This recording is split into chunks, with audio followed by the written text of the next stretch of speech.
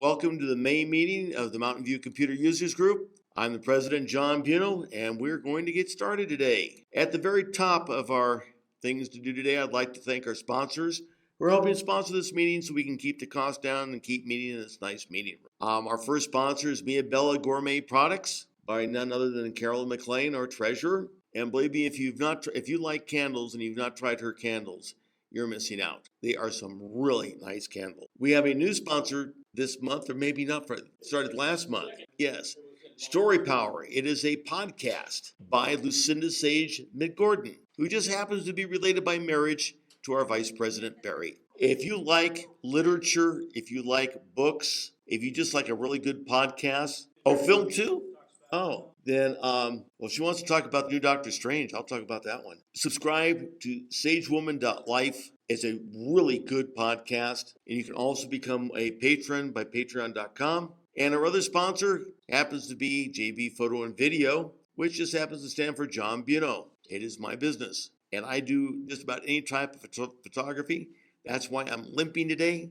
I was doing a real estate shoot, misstepped, and pulled a muscle in my bad leg. Okay, support our sponsors. Sponsorship can be very easy. $10 a meeting or $100 a year. You get a slide during the meeting. It's posted to a video on the web. By the way, there's a new change we're going to make. Meetings that are more than 4 months old are going to be open to the public. They are on YouTube, but you can't get to them unless you use our link. Well, if you have subscribed to the MVCUG channel, which you can't do unless you have the link, which you probably didn't realize it. But yeah, I make them unlisted. You get mentioned on Facebook and ask around for anybody. Okay, then moving right along. Today's agenda: user group business, timely tech topics, which should be not too terribly interesting, but a interesting development that occurred. Besides Elon Musk, we're not going to discuss that one because that's got more press than it deserves. Oh yeah, you saw that last night. We're going to have our computer term of the month.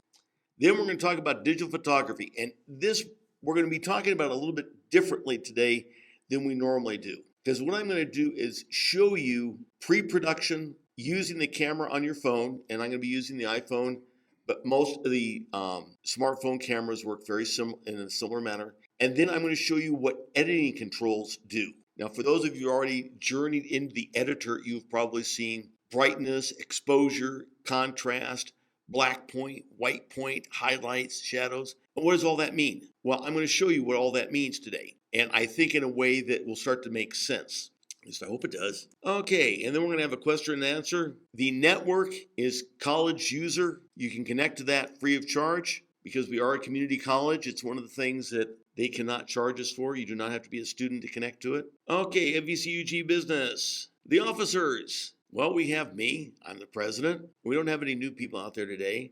We have Mike McLean. Raise your hand, Mike, who is one of our vice presidents. We have a second vice president, Barry. Carol McLean, our treasurer, who will now give us our treasurer's report. Okay. Yes, ma'am. Dues and sponsors. If you have any ideas about getting more money, we'll be more than happy to. It's cheap advertising. Okay, thank you, Carolyn. We do have a webmaster, one of our officers, Jim Emmons. I have it on good authority. He does exist. He texted Jane at 3 o'clock this morning, so we're assuming that it's not spam. Oh, by the way, speaking of which, there's a new thing that's going around. I don't know if any of you have experienced the delight of getting text message spam. For those of you who don't know what I'm talking about, it's where you accidentally give your phone number out and it goes on a list and you get text for just about anything you can think of. I know these come in as legit numbers and asking you, your car warranty, sell your home, other nefarious things. I'm getting really tired of it. Oh, yes. Okay. We don't need to introduce. Everybody knows who they are today. Okay, some of the things that you get from the user group. We have a website, mvcug.org. If you don't visit at least once every 2 weeks, you should. All kinds of stuff up there. We never know what Jim's going to put up there next. Sometimes it even has to do with the meetings. You'll always find up-to-date meeting information on the website. In fact, it's up there before you get the email from me. By the way, if you did not get an email announcing the meeting for today, please see me to make sure I have your right email address. I went over that a dozen times, and what happened is when I generate the email message out of the program I use to create the email message, it automatically tacked on last month's date and I didn't notice it. So what I have done is I've gone in and set up June so that it automatically does it. So I've already created June. So when it does it this time, it'll have the right month up. We also have a Facebook presence at facebook.com, MVCUG. It is a private membership, but all you have to do is it public? Oh, that's right. We did make it public. It's public. Anybody can join. We have, that's the exact reason why we do it, is to prevent spam. Okay. We also have our MVCUG resources page, which has got all kinds of stuff up there that people, and this is also how you can get to the videos directly. And it comes out in the link. When I send out the monthly video links, I include the resources page in that also. And this one is better set up. It's got the chaptering in it. So it's a much better resource plus a bunch of other stuff. Other benefits. In addition to the online resources, we have hardware checkout. We have a film slide scanner and projector. Professional consultation discounts from John and Barry. Which doctor? I was going to say, if it was Kaplan, I was going to give him nothing but static. Okay, so I know if he calls, I know it's legit. So there's our phone numbers. $25 per household. That's a family membership annually, which is a bargain. September through August, we pay our dues to the treasurer, mail a check, send via PayPal. PayPal works great. And I forgot to update this. That's okay. Next month, we're going to be talking about digital imagery. And that one is kind of open right now. I haven't really figured out exactly what's going to be covered. We may need to have an executive meeting to come up with some ideas. And a lot of this is going to be predicated. I wish the Worldwide Developers Conference was going to be like a week earlier. Oh, that's right. We may have enough time to generate some stuff. And then in July, we're going to be doing cloud services.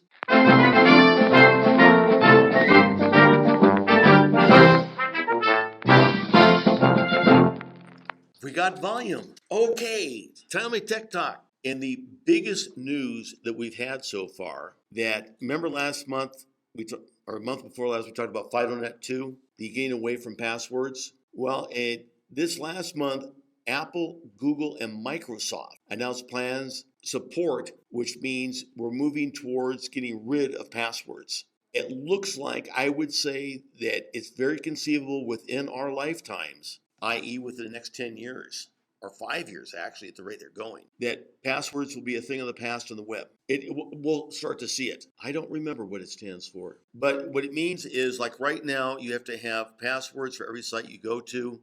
Some sites now support Face ID off the iPhone, but not off the Mac. Oh, it works like a champ. At least on the iPhone, it works beautiful. You don't have an iPhone. Face ID, logging into sites. Oh yeah, that works beautifully. Ah, that's right. And with this implementation, depending on what device you're on, that you'll be able to use some form of biometric. Face ID, thumbprint, voice recognition, DNA sampling off a prick of your finger.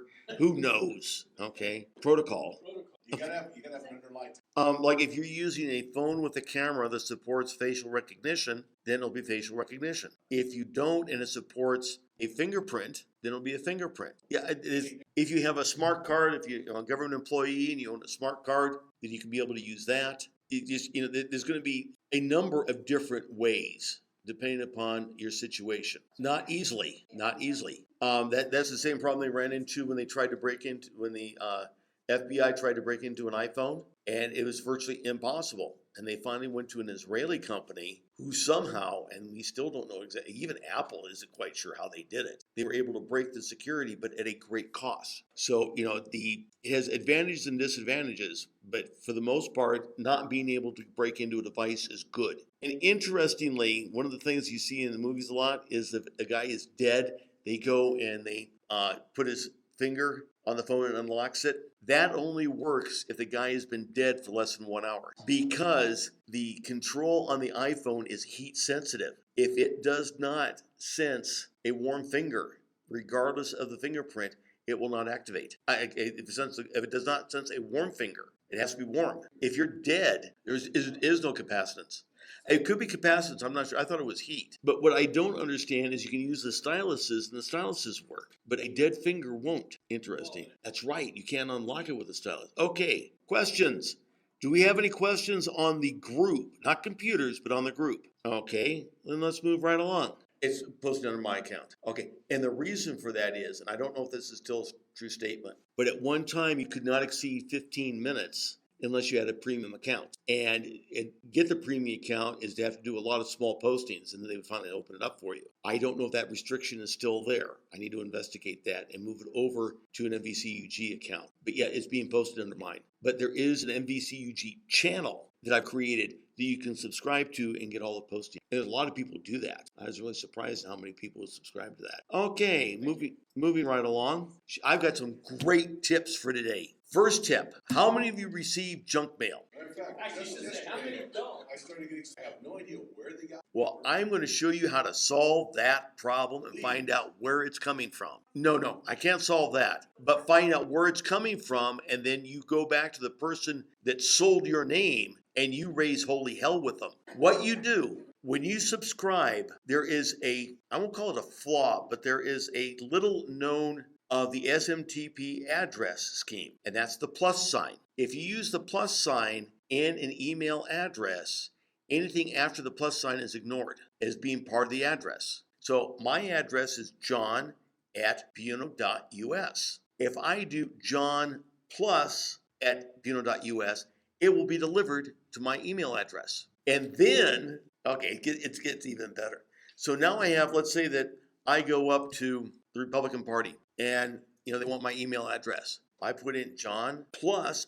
Republican Party, all one word, no spaces, @buno.us. So now I go back into my mail program and I create a rule that any email coming in with a 2-line that contains plus Republican Party put in this folder. Okay, I set up a rule in the mail program. Here, I'll show you. Let's go over to mail. Okay, I'll see if I can show you one. What I'm going to do is I'm going to create a new message, and this message is going to come from my BunoJ@mac.com account. I'm going to send it to John plus MVCUG demo .us. Definitely don't want to do that. Okay, it's a demo of the plus sign trick. So you see where I have John plus MVCUG demo. After the plus sign, you can put anything in you want. What I have done is in my preferences, I have a rule called plus mail. And it says, if the 2-line contains a plus, well, yeah, because in this case, I only want it, not the from, I don't want the from. If the 2-line contains a plus, then I want you to move it to, where to go to? I have a mailbox called plus mail. No, it's right over. Oh, there it is. Yeah, there it is. So if any of the conditions are met, the 2-line contains a plus, which it will because the 2 is John plus, put it in that folder so I can capture it. Now I can change that if I wanted to MVCUG and just go for that particular one. But since I'm using this in multiple locations, I want to capture where that mail is coming from. I say, okay. No. Okay, let's look at it again. 2 contains. Now, your mail program may be slightly different in the way the rules are set up, but all I'm looking for is the plus sign. Nothing else, just the plus sign. And I'm saying contains. That's the rule. See, there's a whole bunch of rules. Contains, does not contain, begins with, ends with, is equal to. I wanted to say contains. So it looks at the incoming email address and says, does it contain the plus sign? If it does, put it in this particular folder. And then I can add things down here. I can send a send notification. Okay, so I made this message. So I'm going to send it. It says John plus user group demo. And then I'm going to, oh, there it is. And there it is. The message I sent. What happened to the message? You mean the address here? It's right there. It is. But the address, the 2 address right here. Oh, I know. Because it'd be the return address. That's who it came from. Okay. That's who it came from. It will be from whoever sent it. No, I don't have a way of magnifying this area. But see, so if this was, whoever sent it will be right here. And that way I can find out who it is. I found out years ago. Yeah, no kidding. So what this will tell you, the 2 address will tell you with the plus sign who it was that you gave that email address to. I went to sign up at a site. They asked me for my email address. Instead of john@buno.us, I gave them John plus, okay? That now tells me who I gave that particular email address to. So now when they they sell my address to somebody, I now know when it comes in who I gave that email address to with that name in there. Because after the plus, is I put in there information as to who it was. Example, you go up to Walmart. You create a Walmart account.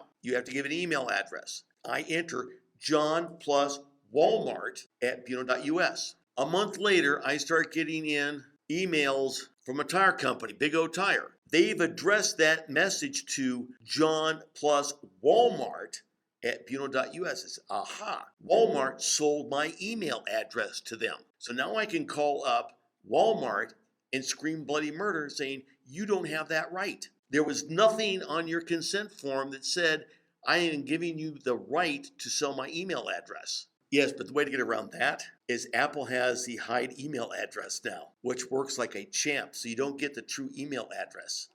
So that's a really good trick. Hide my email. Okay, now moving right along. This one I prepared can you still hear me? I prepared a video on this one, and I just want you to sit back, relax, and watch it, because you'll probably have to go back and view it 2 or 3 times. It will be posted as a separate video on the YouTube site, as well as embedded inside of the meeting video. It's how to save a PDF document on your iOS device, or in this case, to print a document when you don't have a printer. You can save it as a PDF file. I would be very careful about doing that, because that is not true. No. Do you have an iPhone? Do you have a Mac? Okay, because this technique, I do the same things. I save recipes constantly. And the way you're doing it is the hard way of doing it. There is a much easier way of doing it. It's printing into a PDF. And when you see that, you'll see the video with luck.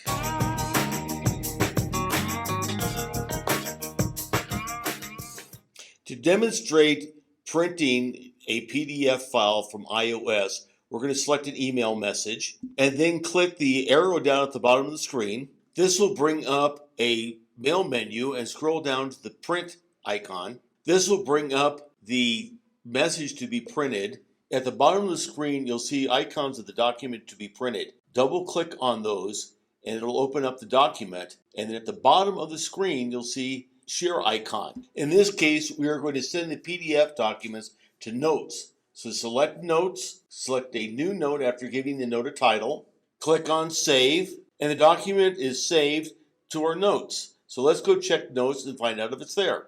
After opening Notes, we scroll down and see the Notes is there, just as we labeled it, and our PDF document is there. And that's all there is to saving a PDF to any document, including Notes. This has been a production of the Mountain View Computer Users Group of Sierra Vista, Arizona. That's why I say you're going to have to watch it a couple of times. I'll tell you right now that if you're looking for things to do, explore the share menu. There's all kinds. I discovered today, this is going to be a tip for next month, how to do reminders from Notes. Do you know you can set up reminder and calendar events in Notes easily? Oh, in fact, I can show you that one right now. This is so cool. We're going to do it right now. And I'm going to set up a new note. Where's the new note? I don't know why. Okay, so what I'm going to do is, and that is the 9th of June? You notice that it recognized the date. There's a little drop-down menu. Let's try this again. Okay, it allowed me to add it to the calendar automatically. But what it didn't do, and it's supposed to do, maybe this needs to be, it's supposed to give me a pop-up menu that allows you to create a reminder, create a calendar event at 9 a.m. That's fine. It recognized it as a date. No, it stopped. It recognizes that that's what's the important part. And I know it recognizes a date because it put a square around it. Let me see if it's keyword. Remind me. Okay, for some reason, it's creating a calendar event. Oh, it's only under iOS. Okay. Okay, so I'll show you. Okay, here on my iPhone, I'm going to go over to create a new next MVCUG meeting. And I tap. Now, why isn't it recognizing? No, because that's how I did it this morning. Oh, done. It has to be done. There we go. Now I can create an event, create a reminder, show in calendar, or copy the event. It works either way. Yeah. I just hadn't finished typing, which is why it hadn't recognized the date yet. So now I can, and watch what happens when I create a reminder. I go to reminders, and this is MVCUG stuff. It gives me the date and the time. I add it. Now let's go to reminders. I'll see it eventually. Oh, to do. Stiff MVC. No, it got it. Okay. And under info, it's supposed to take me back to the note. Oh, It's supposed to show up in notes. Yeah, it's supposed to be a link back to notes. Create reminder. Or maybe this, hang on, I think I know what it is. Copy event, create reminder. I'm doing something wrong. But it creates event. It's supposed to link back to the note. But for some reason, it's not linking back to it if I create it. I need to go back and watch that again. But that is a slick trick because you can now and one of the reasons I was going to, this is for Barry and Mike, I was going to have a presentation on using notes to create a trip. Delayed that because when I learned this trick, I can make it so much better so that, remember, go way back, AAA trip tickets. How cool those were? I have come up with a technique where you can plan your trip. It's all in a note. And all you have to do is click on each of the events to get directions to the first leg of your trip. You plan your entire trip where you're going to stop for gas, where you're going to stop for the night, where you're going to stop to eat. And all you have to do is click one after the other, and you have it all laid out for you in a note. And it works. I used that on my last trip to Flagstaff and Taos. When are you guys leaving? We leave the next week to Flagstaff. Okay. Real quick, what you do is you first plot out your entire trip. So you have the route. And then you figure out how far can my car go. Okay. Get Gas Buddy. Okay. And then find the location as close to the mileage as you can. That's the tricky part. Go to Gas Buddy and say, all right, this is where I want to fuel up at. You make that leg an event in Maps. And you link that back to notes. And you just continue on your trip. Say, okay, now where do I want to, how long do I want to drive that day? Well, I don't drive over 8 hours anymore. And so I know where I'm going to be staying. And then I can go in and find, the hotel I want to stay at, check Yelp for restaurants. So I have my entire trip laid out exactly where I'm going to go and what I'm going to do. Yeah, we can do that. Sort of. Okay. It's what we would use, it's called a mock-up. If I were still designing software, what I'm doing is a mock-up of what I want the actual program to end up doing. Very similar to, if you haven't used Trip, it actually works really well to do that. But what it doesn't, it will work for a driving trip, but not as well as laying this out because I did this, I got in the car and all I did was click my note and bang, there were my directions to the gas station. Yes. And then once I got to the gas station, I hit my next, okay, I've refueled in Albuquerque. Now it's time to drive to Taos. I clicked the hotel in Taos, got my driving directions, and went straight to it. And we're going back to Flagstaff. Actually, now that we're talking about this is all going to be cut out of the video, by the way. We're going to be in right here, the 25th to the 28th in Taos in Flagstaff. When are you guys going to be in Sedona? And that's next week. Yeah, this really works out well because gas prices are so disastrous. You can actually, hunt the gas prices ahead of time and then you still have time. If you don't have the Gas Buddy debit card, I can get 15-cent gallon discounts here in town. You can get more using the Gas Buddy card. And that really makes, here in Tucson, you can only get like a 5 or 6. Here in town, I've seen it up to 22 cents. Which brings it down to being almost completely unreasonable. Going back, those are my 2 tips. Okay, we have a quick tip from Mary. That will definitely be cut out of the final video. Oh, Barry, that's bad. I'm going to have to remember that one. That's bad. Okay, do we have a Windows tip by any chance? Well, changing this up slightly, Mike. Have you heard anything on Windows 11? Is there any differences between 10 and 11? Like what? Does it besides Microsoft Word?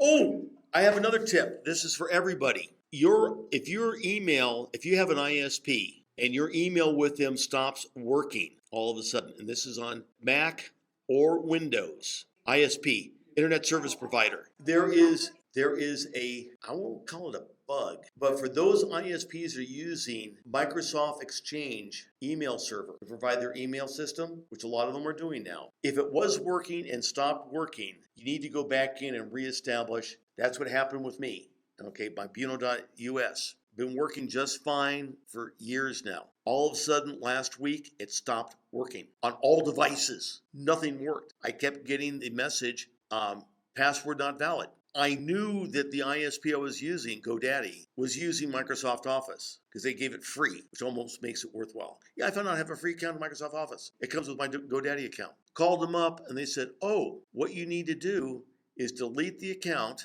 reestablish it as a Microsoft Exchange. And that is now on the type of accounts for email. Let me show you what I'm talking about, okay? If you come in here, come on, Internet Service Provider, ISP. Cox, okay, under add account, you have an iCloud account and a Microsoft Exchange account.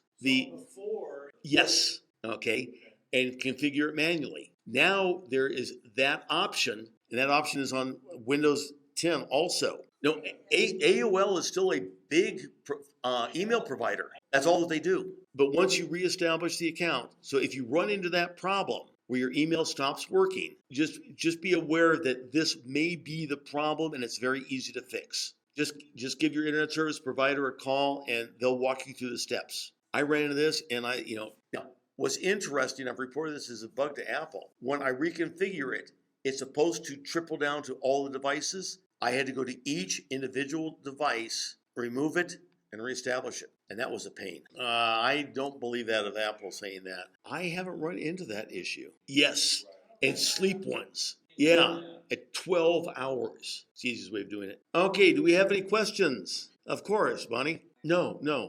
Yeah, what he wants you to do that, okay, so he won't show up as junk mail, which is the exact opposite of what you want. All the plus sign is doing, what that does, all you can do is go up and unsubscribe to his mail list, which is a double-edged sword. Yeah, I don't know. Am I getting feed? Okay, is that better? Any other questions before we move along? Let us take a break. Okay, everybody. Let me get my microphone back on. I've actually got volume now. Wow.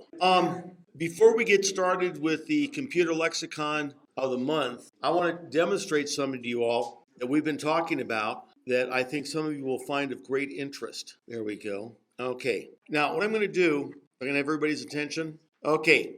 Watch up, everybody, because this gets cool. I collect a lot of recipes, and trying to get them off of a website or out of an application became a drilling futility. So watch what I do. I'm going to go in, and one of the places I go is America's Test Kitchen. And I'm just going to select a recipe, and okay, grilled pizza. So I'm sitting here and saying, wow, this is a recipe I'm interested in. This is really hard to capture all the information on. So what I'm going to do, but I don't want to print it to paper. I want to print it to a document. I want to copy and paste it and put it in my recipe file. So this is what I do. I'm going to select print. I'm going to come over here, and I can, this particular site lets me set all this up. I look down here and say, yeah, the ingredients, all the instructions, that looks really good, but then trying to copy and paste this, it doesn't give me a select all. So what I'm going to do is I come up here, I'm going to say print. Now, you notice it says no printer selected. I have my icons down here. Wow, that's exactly what I'm looking for. So I open this up. There's my share icon down at the bottom. And I'm going to come over here to notes. And inside notes, I'm going to come over to recipes, breads and pastries. And I'm going to create a new note. And this is grilled pizza. So I'm done with that. So I'm going to come over to notes, come down here to recipes, grilled pizza. And here's a PDF file. So now what I'm going to do, that's what it does. Okay, I'm going to do a select all, copy it, and I come up here and paste it. Okay, I need to get one line down. Now I'm going to paste it. There we go. So now I have all the instructions, all the ingredients, all laid out, ready to use. Now I have to clean a little bit of it up. I don't even have to, I just happen to like to have it text so I can modify the recipe. I could leave it as a PDF, which I've done many, many times, which is still down here. There's a PDF document. I can use that to cook with.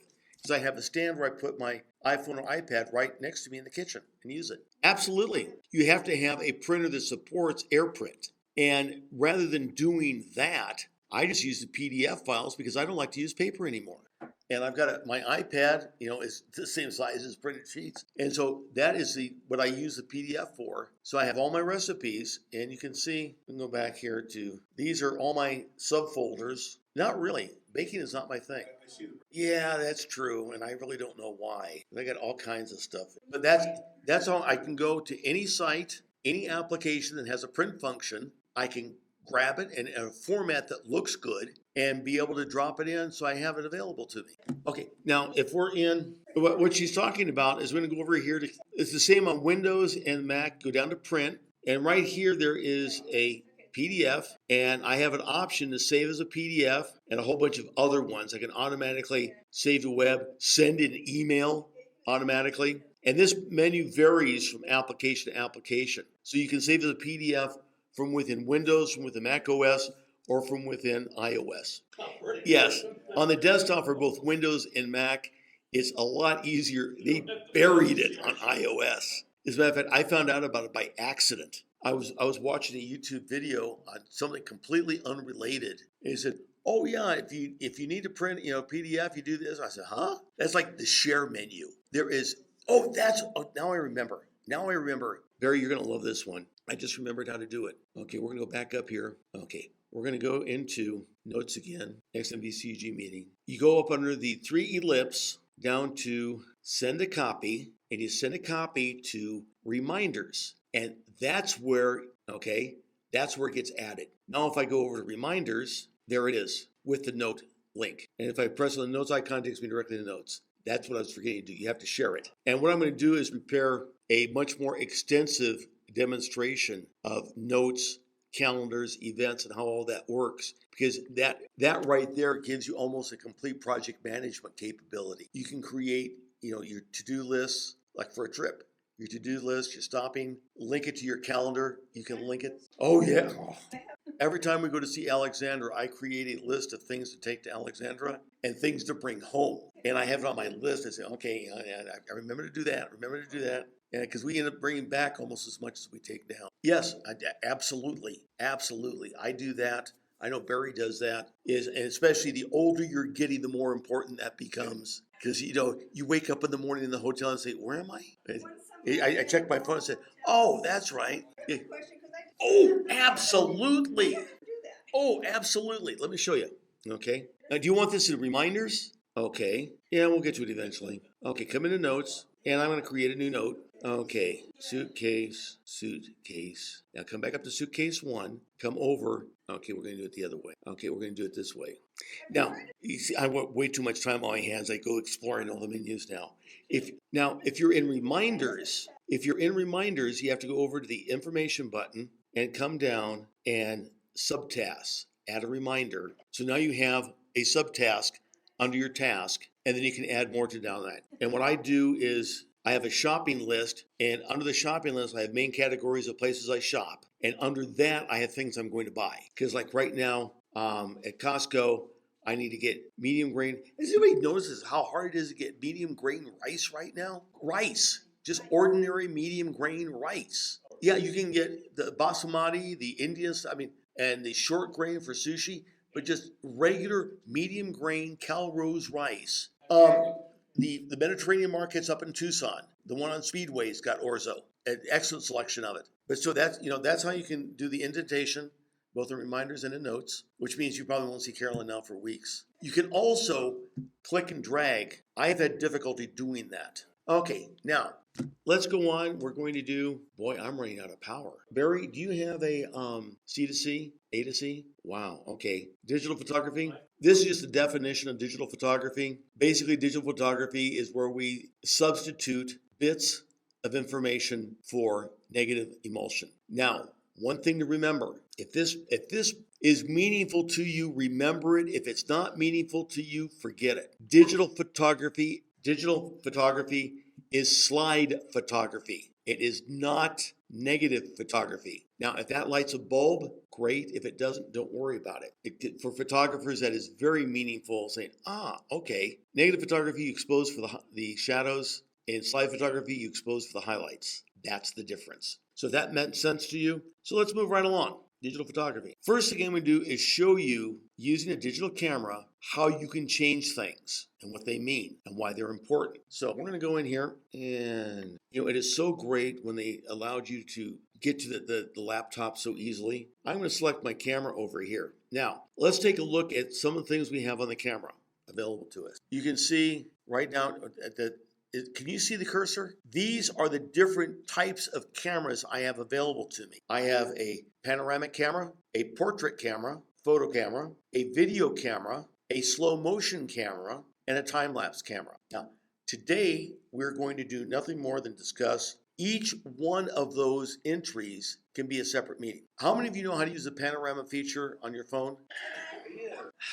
Okay, now, one of the things I just demonstrated that you notice on my phone, you can see right here, these grid lines. These are for composition. The rule of thirds can be applied. Oh, it doesn't twist sideways. Okay, that's a bummer. You put 2/3 of you put your subject in 2/3 of the picture. No, mine does, but it doesn't on the screen here. It doesn't turn.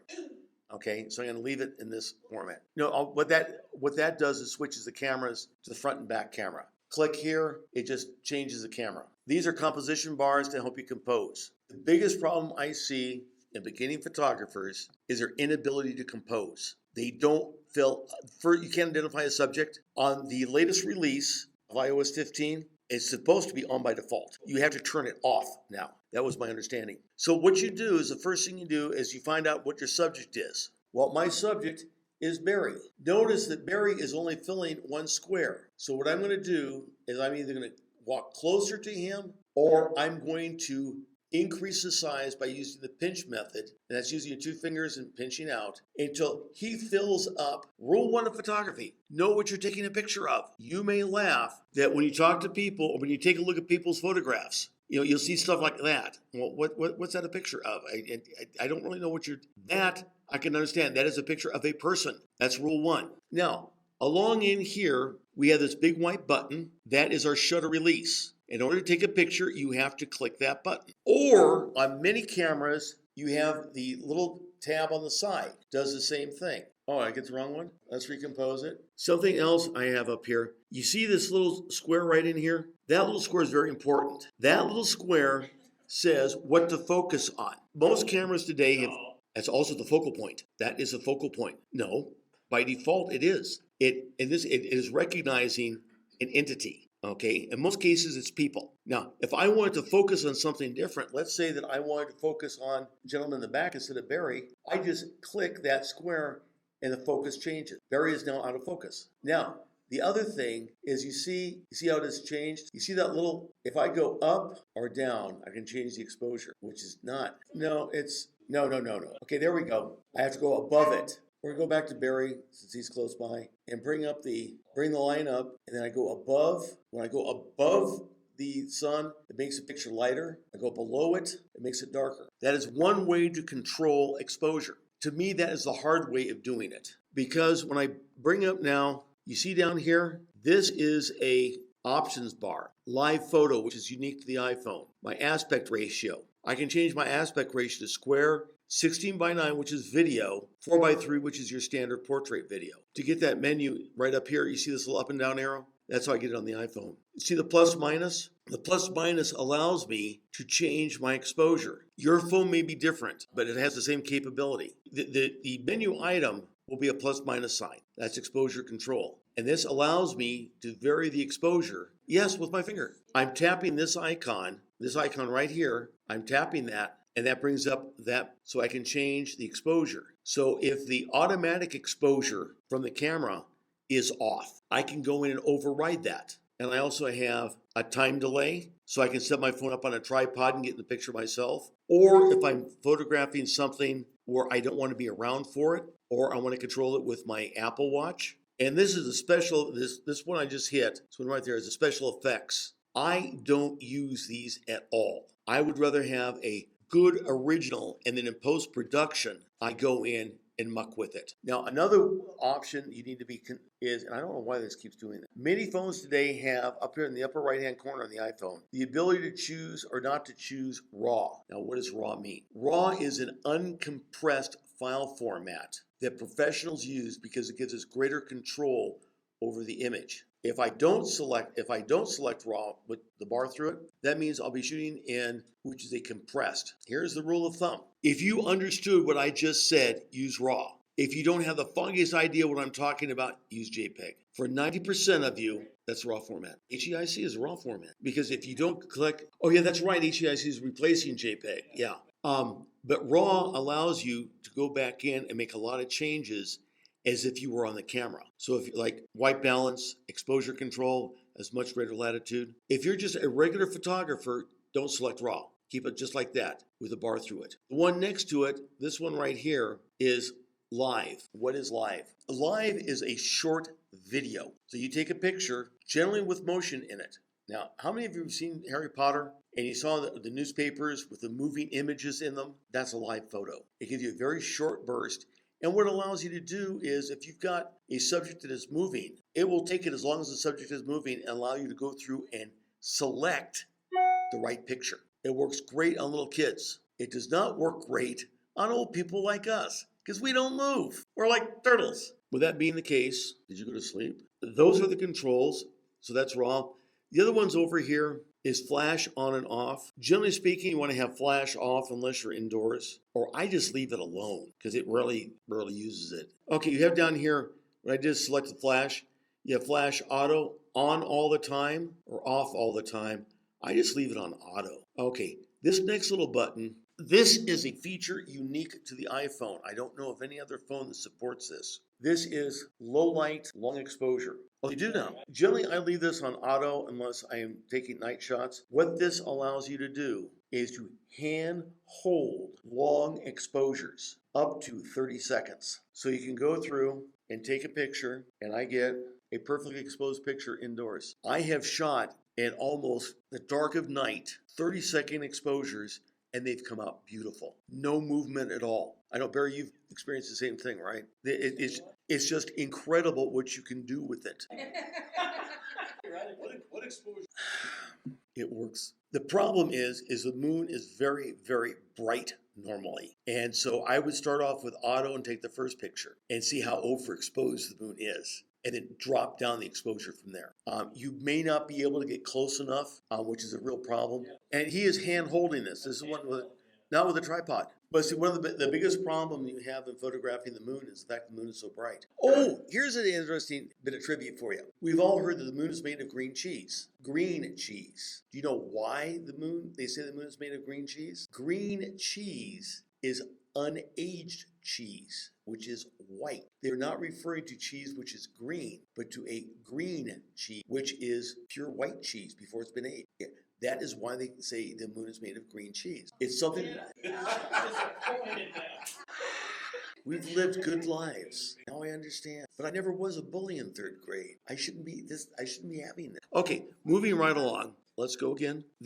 Up here we have this drop down. This opens up our options menu. To control exposure, the one here with the plus and minus, tap on that, and that brings up our exposure bar. Now, that's the same thing as, the little sunlight, dragging that up and down. This works a lot easier. What we're going to do, I'm going to switch over to the Mac, and we're going to talk about what all this nonsense really means. Oh no, I picked up the wrong drive coming here today. Okay, what I need to do real fast is go up to, because I need to get it one very specific. God, I love biometrics. I wonder why it didn't work. 9231 again?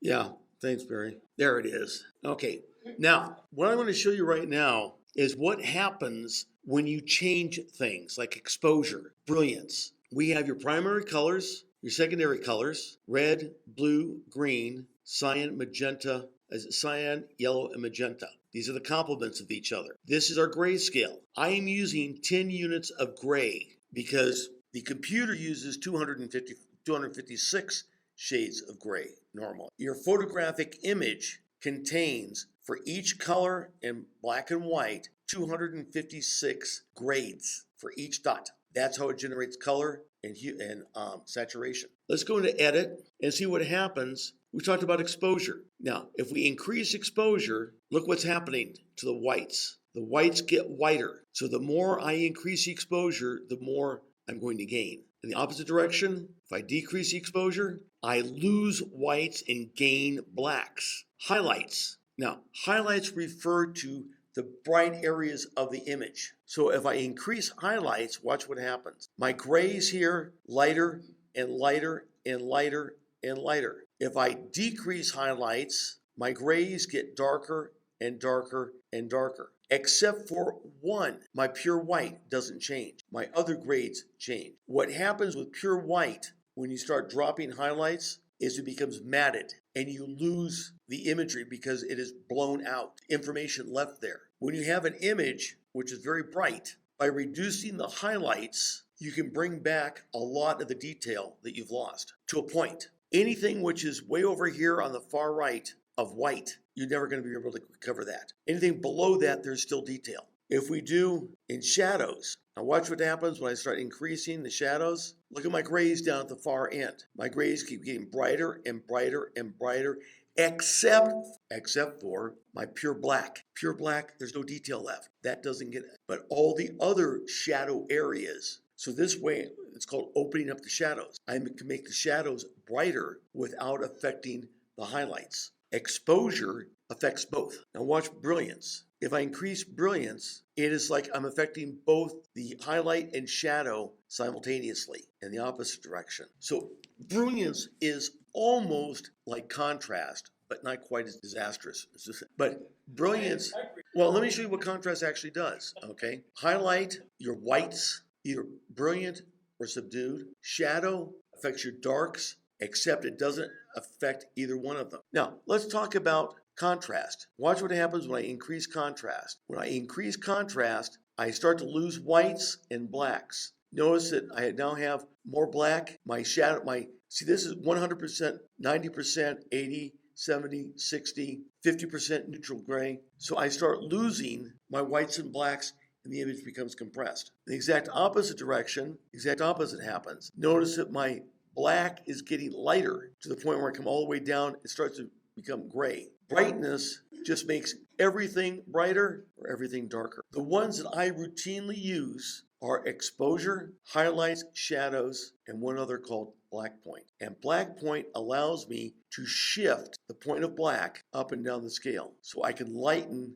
I can actually turn my black into gray. That's where you have an image where you want to increase the contrast, but you don't want to affect the highlights. You go in and shift the black point up a bit. That's what all this is doing. Yes, ma'am. A specific area like Lightroom, Photoshop. Right now, the editor photo on the Macintosh and the one on Windows does not have spot editing. But what you would do is you would isolate the area that you want to change and apply the same principle. Photo only affects the entire photo. You notice I haven't talked anything about the colors. You notice the colors don't change that much, but we do have down here colors. Yeah, no, I'm talking about exposure, shadows, highlights, does not affect. If I change the exposure, but the color doesn't shift. Let's go down here to cast. And I really hate the term cast because it's really white balance. Now watch what happens when I increase the cast. You see how the colors are switching? You know, where's the white balance? Okay, white balance. I can choose, if I choose neutral gray in a picture,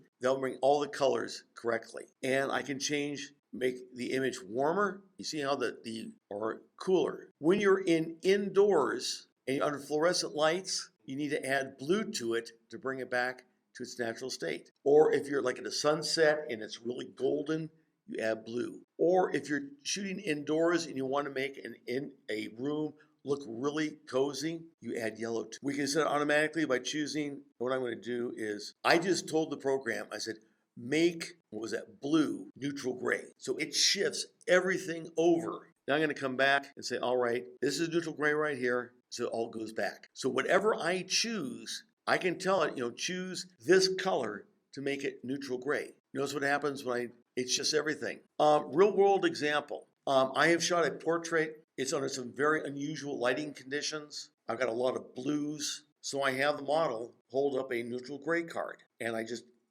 click on that neutral gray and bang, everything is brought into the correct color. Or I choose, say, all right, I've got a rock right down there that looks gray. I will use that as my neutral gray and bring it in. What you do is in pre-production, when you're taking the picture, always make sure you have some type of gray in the picture. Now, gray is anything white, like the blouse you're wearing is white. I can use that. And so I take my pictures, and when I come into post-production, say, okay, my color balance is not exactly right. A real heavy shadow, everything is really blue. So I just take natural gray and say, okay, make that gray.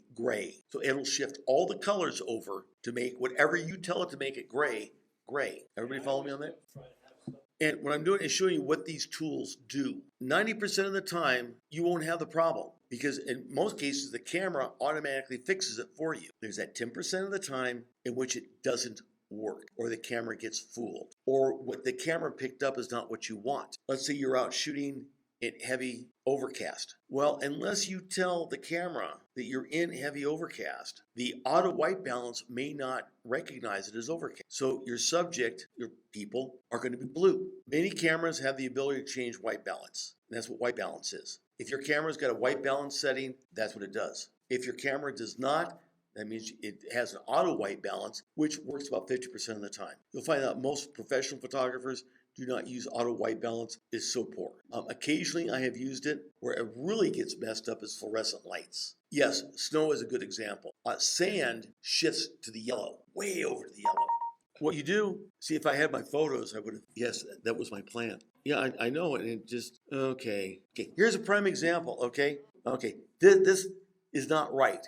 So I'm going to go to the editor. Or the first thing I'm going to do, see the little magic wand? Almost all applications have magic wands. And I'm saying, no, magic wand did not do it. Okay, so let's go into the editor. So I come down here and I'm going to say, this snow is white. So I'm going to grab and I'm going to say, that's white. Well, now it's white, but it is way, way dark. So now I'm going to come up to, and I'm going to increase it using the light bar, which is the best place to start off with. Okay, well, and I want to, highlights are down a little too much. There we go. Oh, now we're getting someplace. But I don't have any really good blacks in this picture. So I'm going to shift the black point down so that my black areas, there we go. Okay. And I have the nice color up here in the clouds. And what I'm going to do now, saturation and vibrance. The easy way to explain it, 90% of the time use vibrance. Vibrance looks at the color and will not overexpose a color. Saturation will. So let us kick up. Yeah, well, it's the same thing.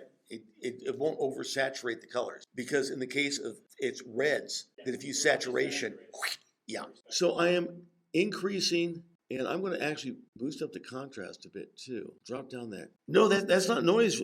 Yeah, there's no noise down here. Okay. So yeah, we've got not a bad image now. Now, I don't think, where's the before and after? That's the before, that's the after. That's the before, it's a significant difference. Now, let's see, it's automatically saved to photos. I don't want it in preview. I've got a good one to show you. We can, come on. Okay, this one right here, we take a look at it, and the composition is terrible. So the first thing I'm going to do is come up to it's back here. Oh, there it is, crop. Okay, I'm going to crop it down. Tighten it up a bit. Okay, now I come over to edit again, adjust my white balance. That's okay, but it's a little too blue. So I'm gonna shift it back to a little bit of the yellow. It's a little flat, so I'm gonna increase the contrast. There we go. Brilliance just a bit. That's looking better. Up the vibrance just a bit. And I'm going to increase my highlights. There we go. So here is the before. Come over to the crop. Crop doesn't let us do that. Now I do have special effects filters. These are the same ones as on the phone where I can go into vivid. Actually, vivid doesn't look too bad. Vivid warm, vivid cool, dramatic. Ugh. Dramatic warm, ugh. Dramatic cool, ugh. It's put on top of them, which you should do. And then after that, make your adjustment. The one thing I'm not going to be able to demonstrate today because I'm starting to run out of battery. Normally my battery lasts 6 to 8 hours. It's an 80% charge. I know, and I don't understand what it did. It could be the recording.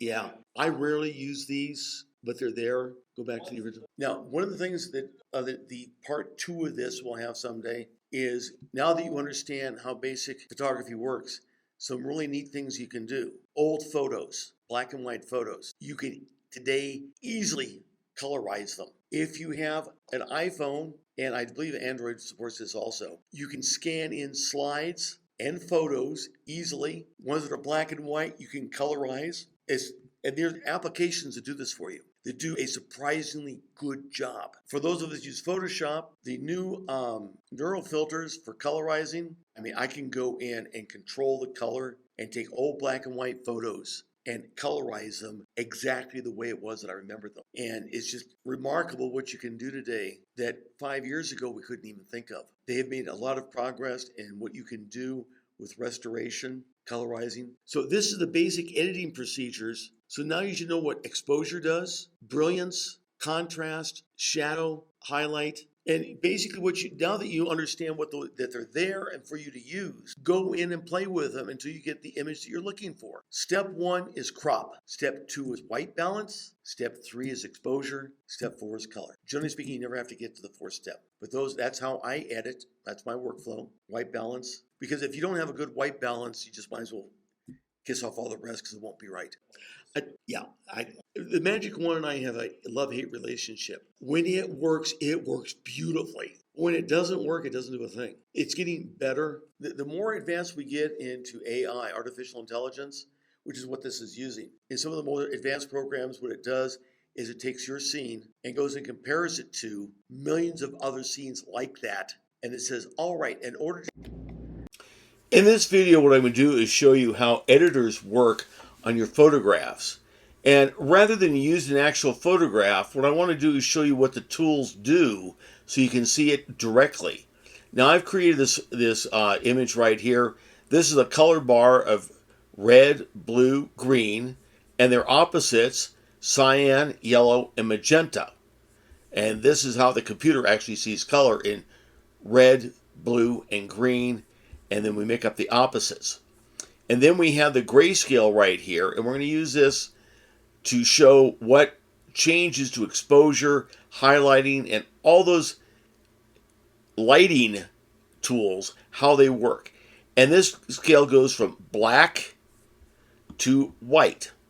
So we're going to go to the edit mode right now. And what we're going to do is under the light option. Now, I am using Apple Photos program. What I'm about to show you is the same photo editors. There may be some terminology change in the specifics right over here, but overall, they work the same. Now I'm going to return this back to its original state. And what I want to do is go through, and first I want to show you exposure. Look what happens when I change exposure. I run it up and watch the grayscale. And you notice right down here on the whites are getting brighter, and my grays are being affected, but not as much as my whites. And I start to lose the detail. Now instead of rather having 10 scales, I have 1, 2, 3, 4, 5, 6, 7. So I've gone from 10 shades of gray to 7. And I can go up and pretty much neutral gray, which is the 5th one, is where it stops. Now in the opposite direction, where I take away exposure, watch what happens to my blacks. I'm losing my black detail more and more, and my grays are getting very subdued. So that's exposure. Now I'm going to go up here and look at what happens to the colors. Okay? Our colors are almost not affected at all by the exposure. Those are set. Now, I'm going to come up here with brilliance and show you what happens with brilliance. Now, watch the grayscale as I go up. My midtones are what's being affected more than anything else. Right here, my midtones. Those are shifty. My black and my white, not as much as the midtones. And that's how brilliance works. Brilliance works on the midtones. Exposure adds light here. When you're increasing exposure, makes your whites whiter, and you lose detail. Now, let's go down to highlights. Highlights should affect this area right here. Leave everything else alone. Now, watch what happens when we go to highlights. And just like we expected, the highlights affect your whites, but not as drastically as with exposure. Once again, watch. Our whites right down in here are getting brighter. But all the way up, we still have detail here, and this is called zone 9. Going in the opposite direction, our whites are being more affected.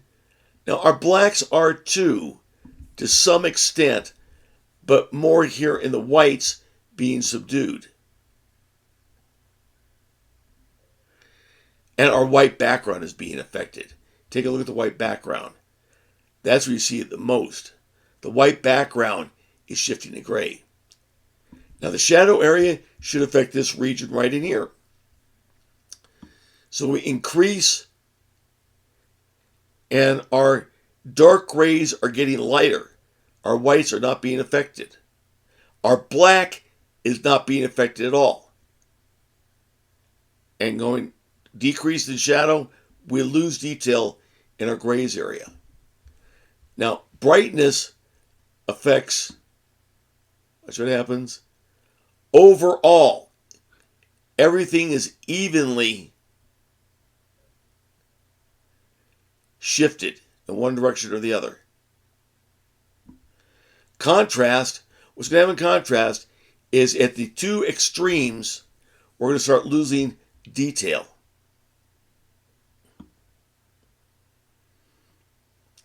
As we go up, our whites are becoming whiter, our blacks are becoming blacker.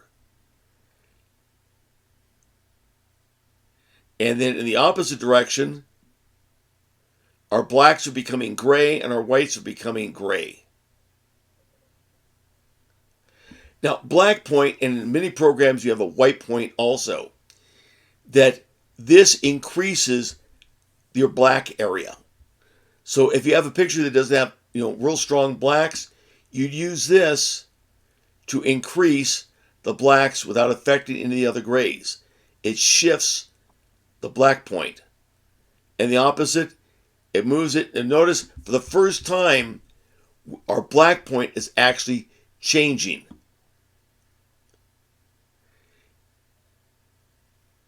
And in some programs, you have a white point, which does the same thing for white the black point does. Now, that is a discussion on light. What I want to do now is move to color. And see, this right up here is our color bar shifter, which moves our saturation and vibrance all together. But in order to understand that, we're going to take a look at them each separately. Now, the difference between saturation and vibrance. Vibrance will move a color to become more brilliant or saturated, but will not oversaturate. Saturation doesn't care. It will keep going until the color is until the detail is blown out.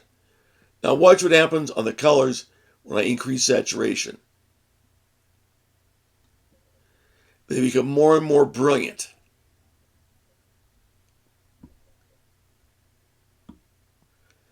And when we desaturate, they become less so until they become black and white, which is desaturating, which is one way of getting a black and white photo. Now granted, when we're saturating, since these colors are saturated to begin with, you don't see a whole lot of change. But there is some. Now under vibrance, we're going to run vibrance all the way up, and the colors are becoming brighter. But as we move down, remember that unlike with saturation, we don't lose all the color with vibrance. We still have color. With saturation, we lost all color. Now cast allows us to shift colors. Now as I move it,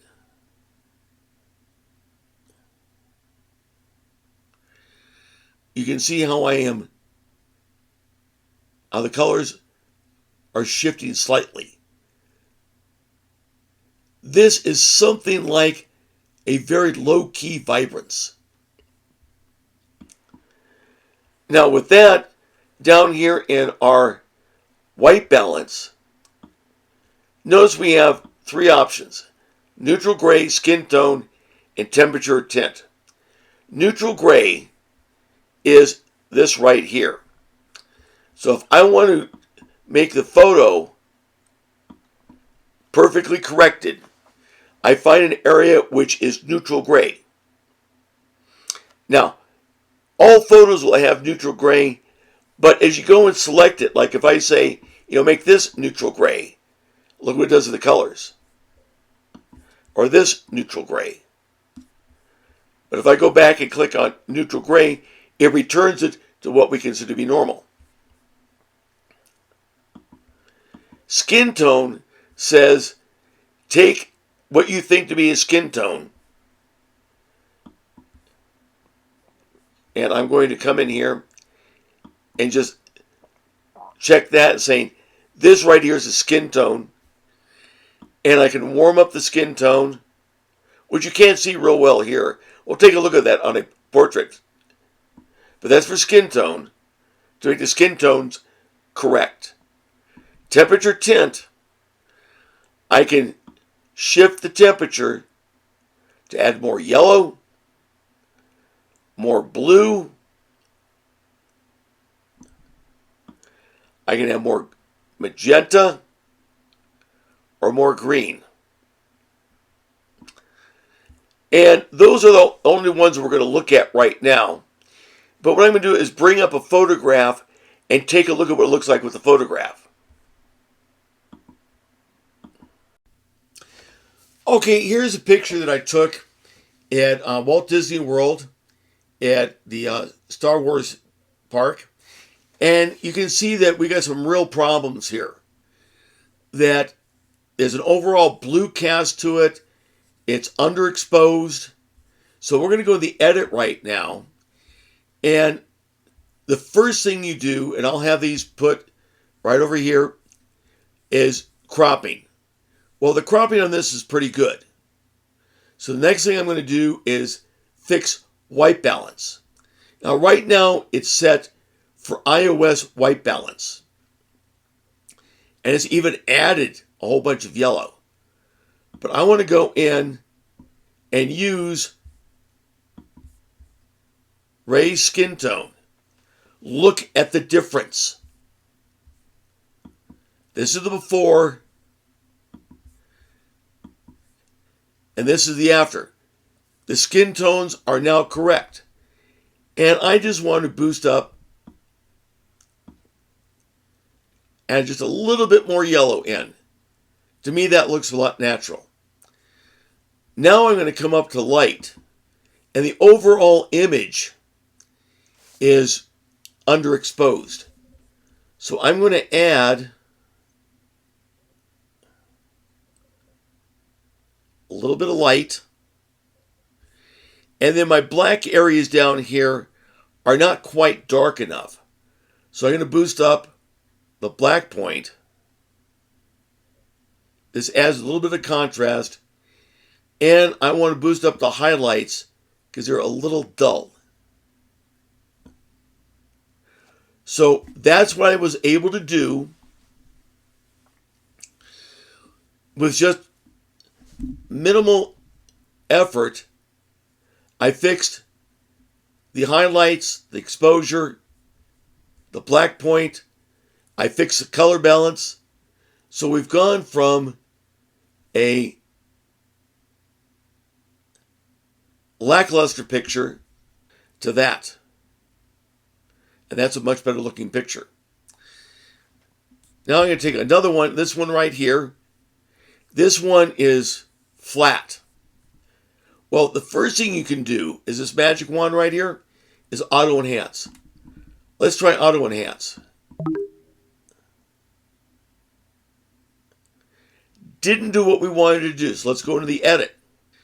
Well, the cropping looks good. Actually, in this one, I want to crop it a bit differently. I want to make this into a horizontal crop, like that. I think that's a much better looking picture. Now I'm going to come in to adjust. I'm going to come over and use the skin tone. Oh, that looks so much better. Now I have to fix the exposure. It's overall overexposed. Now it needs contrast. So I'm going to kick up the contrast. Don't overdo it. And shift the black point. And I want to bring out some shadow detail, so I'm going to increase the shadow.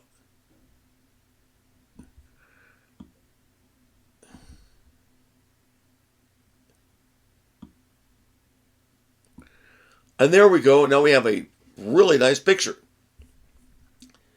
Hit the done. So that's how you can do some very basic editing. And remember, the steps are: first, use this tool right up here, Auto Enhance. If that works, you're good to go. Most of the time it won't. Then go in and see if you need to crop it using the crop tool. And the cropping is non-destructive. You can go back and restore it. Then go in and adjust first your white balance, then your light, and then you can look at, and what I'm going to do right here is take a look at maybe increasing the vibrance a bit. Now that I look at it, there we go. That really helped. That's the before, and that's the after. These are the steps to editing a photograph. I hope you enjoyed this.